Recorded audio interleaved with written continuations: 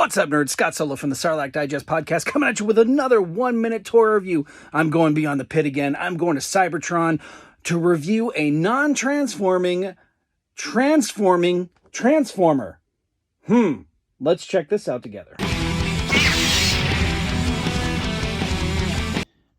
Okay, it's the reformatting Megatron figure from the Transformers Red line, a Walmart and Hasbro Pulse exclusive.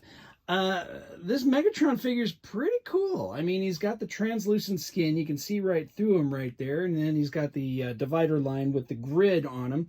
The grid is also transparent. You can still see through him. Silly thing about him is he comes with all these accessories. Now, it's always nice to have added accessories with your action figures whenever it's called for. But honestly, while reformatting, he doesn't use any of these in the 86 movie. So, you know, whatever.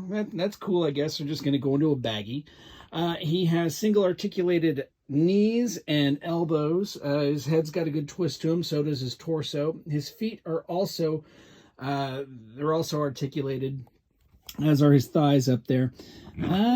Yeah, you know, that's about it. He doesn't do a whole heck of a lot, as people give me crap because I get some of these figures because they don't transform and they are, you know, quote unquote Transformers, but I dig him, especially since it's regarding the movie. I mean, come on, you can't go wrong with the best Transformers movie, am I right?